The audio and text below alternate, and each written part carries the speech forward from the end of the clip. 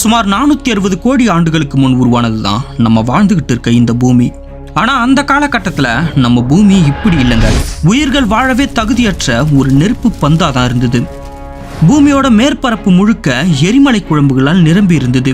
காற்றுக்கு பதிலாக carbon tie ஆக்சைடும் nitrogen கேஸும் பரவி பூமியோட வெப்பநிலை சுமார் 4700 டிகிரி செல்சியஸா கொதிச்சுக்கிட்டு இருந்தது. இப்படி உயிர்கள் வாழவே தகுதியற்ற நிலையில இருந்த நம்ம பூமி கடந்த 460 கோடி ஆண்டுகள்ல எப்படி கொஞ்சம் கொஞ்சமா எவல்யூஷன் ஆகி உயிர்கள் வாழக்கூடிய ஒரு கிரகமா மாறிச்சு. பூமியில நீர் எப்படி உருவானது, முதல்ல உயிர்கள் எப்படி உருவானது, இதை பத்திலாம் தான் டீட்டெயில்டா இந்த வீடியோல பார்க்க போறோம். இந்த வீடியோ 3 பார்ட்டா இருக்க போது ஒவ்வொரு பார்ட்லயுமே நிறைய புது விஷயங்களை தெரிஞ்சுக்க போறீங்க. அண்ட் வீடியோக்குள்ள போறதுக்கு முன்னாடி ஒரே ஒரு லைக் மட்டும் பண்ணி சப்போர்ட் பண்ணுங்க. அப்பதான் அடுத்தடுத்த வீடியோஸ் போட எனக்கும் கொஞ்சம் மோட்டிவேஷனா இருக்கும். புது வியூவர்ஸ் சேனலை சப்ஸ்கிரைப் பண்ணி முக்கியமா அந்த பெல் ஐக்கனை ஆல்ல போட்டுக்கோங்க. அண்ட் இப்போ வாங்க வீடியோக்குள்ள போலாம். சுமார் 1380 கோடி வருடங்களுக்கு முன் ஏற்பட்ட பிக் பேங்னு சொல்லப்படுற பெரு வெடிப்பினாலதான் நம்மளோட பிரபஞ்சமே உருவாக ஆரம்பிச்சது. அப்படி உருவான பிரபஞ்சத்துல கோடிக்கணக்கான கேலக்சிஸ் உருவாக ஆரம்பிச்சது. அதுல ஒரு கேலக்சி தான் நம்மளோட மில்கி வே கேலக்சி. பின் சுமார் 460 கோடி வருடங்களுக்கு முன் ஒரு நெபுலால இருந்த வாயுக்களும் தூசுக்களும் ஒன்று சேர்ந்து நம்ம சூரியன் உருவாக ஆரம்பிச்சது. சூரியன் உருவானதுக்கு அப்புறம் எஞ்சி இருந்த வாயுக்கள், தூசிகள், பாறைகள் எல்லாம் சூரியனோட ஈர்ப்பு விசையில சூரியனை சுத்தி வலம் வர ஆரம்பிச்சது. அப்படி வலம் வரப்ப அந்த பாறைகள் ஒன்னோடு ஒண்ணு மோதி அந்த பாறைகள்ல இருந்த இயல்பான ஈர்ப்பு விசையால ஒண்ணு சேர்ந்து கிரகங்களா உருவாக ஆரம்பிச்சது. அதுல ஒரு கிரகம் தான் நம்மளோட பூமி. அந்த காலகட்டத்துல பூமி ஒரு நெருப்பு பந்தா தான் இருந்தது. பூமியோட மேற்பரப்பு முழுக்க எரிமலை குழம்புகளால் நிரம்பி இருந்தது. காற்றுக்கு பதிலாக கார்பன் டை ஆக்சைடும் நைட்ரஜன் கேஸும் பரவி பூமியோட வெப்பநிலை சுமார் 4700 டிகிரி செல்சியஸா கொதிச்சுக்கிட்டு இருந்தது. அந்த டைம் பீரியட்ல பூமி மேல நிமிஷத்துக்கு சுமார் 400 இருந்து 500 விண்கற்கள் தொடர்ந்து விழுந்துகிட்டே இருந்திருக்கு. விழுற விண்கற்கள் எல்லாமே மெல்ட் ஆகி பூமிக்குடியே இணைஞ்சி பூமியோட நிறையும் அதிகரிச்சுக்கிட்டே இருந்திருக்கு. இப்படி குட்டி குட்டி விண்கற்கள் விழுந்துகிட்டு இருக்கும்போது எங்கிருந்தோ வந்த தேயா அப்படின்ற ஒரு இளம் கிரகம் நம்ம பூமி மேல மோதி இருக்கு. இந்த மோதல தூக்கி வீசப்பட்ட பாறைகளும் டஸ்ட் பார்ட்டிகல்ஸும் பூமியை சுத்தி வலம் வர ஆரம்பிச்சிருக்கு.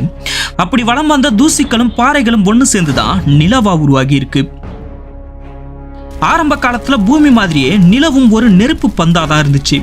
ஆனா விண்வெளியோட அதிகப்படியான குளிர்ச்சினால நிலவோட வெப்பநிலை சீக்கிரமாவே படிப்படியாக குறைஞ்சி முழு நிலவா மாறி இருக்கு. அண்ட் நிலவு உருவான புதுசுல அது பூமிக்கு ரொம்பவே பக்கத்துல, அதாவது சில ஆயிரம் கிலோமீட்டர் தூரத்துல தான் இருந்திருக்கு. கோடிக்கணக்கான வருடங்கள் போக போக நிலவு பூமியை விட்டு கொஞ்சம் கொஞ்சமா விலகி போய் இன்னைக்கு 3,86,000 கிலோமீட்டர் தூரத்துல இருக்கு. இன்னமும் வருஷத்துக்கு 3.8 சென்டிமீட்டர் தூரம் விலகி போய்கிட்டு தான் இருக்கு. நிலவு உருவான பிறகும் பூமியோட வெப்பநிலை மட்டும் குறையாம அப்படியே தான் இருந்தது.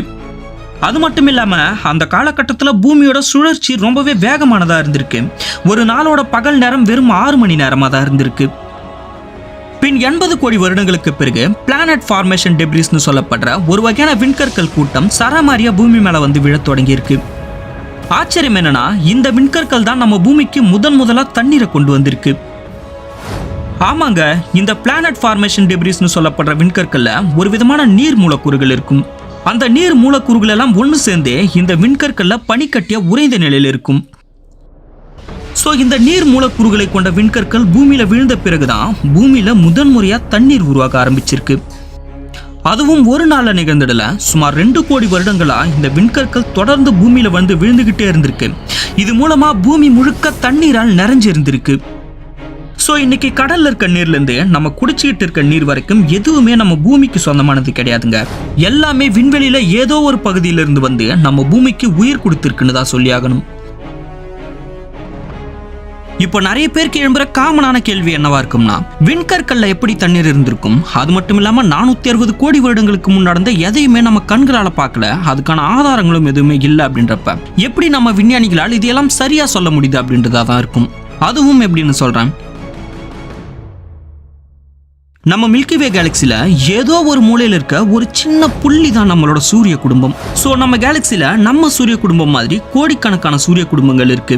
அப்படி நம்ம சூரிய குடும்பத்தை தாண்டி வெளியில இருக்க மற்ற சூரிய குடும்பங்களையும் புதுசா உருவாக்கிக்கிட்டு இருக்க சில இளம் சூரிய குடும்பங்களையும் ஆராய்ச்சி செய்யும் போது அதுல இருக்க வாயுக்களும் தூசிகளும் எப்படி அந்த நட்சத்திரத்தை சுத்தி வருது, அதுல இருக்க விண்கற்கள் எல்லாம் சேர்ந்து எப்படி கிரகங்களா உருவாகுது, அந்த விண்கற்கள்ல நீர் மூலக்கூறுகள் எவ்வளவு இருக்கு, இந்த மாதிரி மற்ற சூரிய குடும்பங்கள்ல நடக்கிற ஒவ்வொரு நிகழ்வையும் வச்சுதான் நம்மளோட விஞ்ஞானிகள் நம்மளோட சூரிய குடும்பமும் அதோட ஆரம்ப காலத்துல இப்படி உருவாகி இருக்கலாம்னு ஒரு முடிவுக்கு வராங்க. ஸோ இந்த மாதிரி முந்தைய காலத்துல நம்ம பூமியில நடந்த எந்த ஒரு விஷயத்துக்கும் ஆதாரம் இல்லைனாலும் மற்ற இளம் சூரிய குடும்பங்கள் உருவாகிறத வச்சு இன்னைக்கும் நம்ம நிறைய விஷயங்களை கண்டுபிடிச்சிக்கிட்டு தான் இருக்கோம்.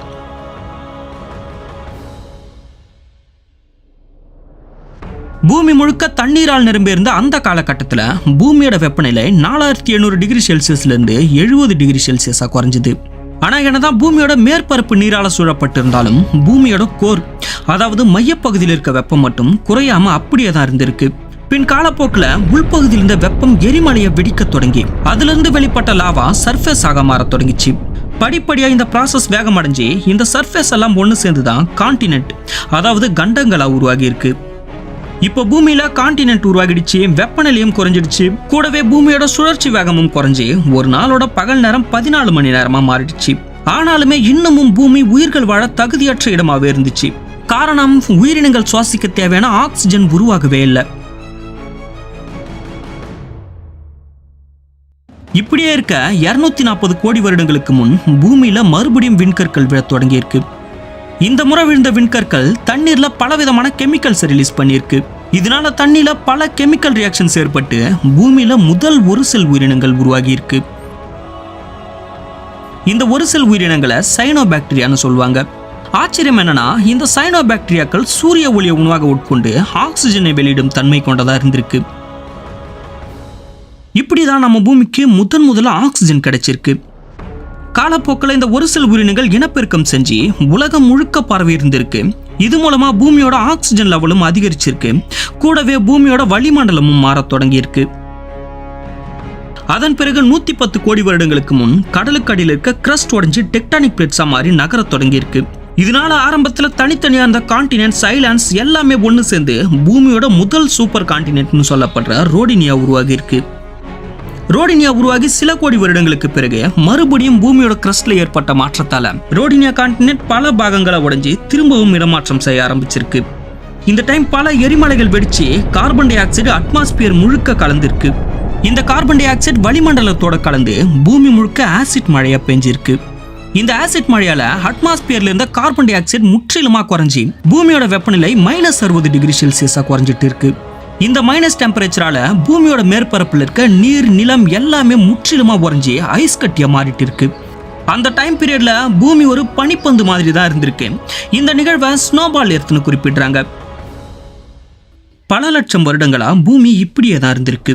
பிறகு மீண்டும் பூமியோட அடிப்பகுதியில் ஏற்பட்ட மாற்றத்தால மறுபடியும் எரிமலைகள் வெடிச்சு கார்பன் டை ஆக்சைடை வெளிப்படுத்தியிருக்கு. இதனால பூமியில இருந்த ஐஸ் கொஞ்சம் கொஞ்சமா உருக தொடங்கி இருக்கு. இந்த நிகழ்வு பல ஆயிரம் வருடங்களா நடந்துகிட்டு இருந்திருக்கு. இந்த ஐஸ் உருகும் போதே அட்மாஸ்பியர்ல ஏற்பட்ட கெமிக்கல் ரியாக்ஷன் சூரிய ஒளியோட சேர்ந்து ஆக்சிஜன் லெவலை அதிகப்படுத்தி இருக்கு. இந்த ஐஸ் ஏஜ் கம்ப்ளீட்டா முடிகிற டைம் பீரியட்ல ஆக்சிஜன் நிறைந்திருந்த கடல் நீர்ல பல வகையான நிறைய புது புது உயிரினங்கள் உருவாக தொடங்கி இருக்கு. கடல் நீர்ல வாழும் செடிகள், கடல் நத்தைகள், கடல் புழுக்கள், ட்ரைலோபைட்ஸ் போன்ற பல்வேறு வகையான உயிரினங்கள் உருவாகி இருக்கு. அந்த டைம் கடல் நீர்ல சுமார் 10,000 வகையான உயிரினங்கள் உருவானதா சொல்லப்படுது. ஆனாலுமே பூமியோட நிலப்பரப்புல எந்த ஒரு உயிரினமும் உருவாகல. காரணம், சூரியனோட ரேடியேஷன். இப்படியே இருக்க காலப்போக்கில் அட்மாஸ்பியர்ல இருக்க அதிகப்படியான ஆக்சிஜன் ரேடியேஷனோட சேர்ந்த ரியாக்ஷன்ல ஓசோன் லேயர் உருவாக தொடங்கி இருக்கு.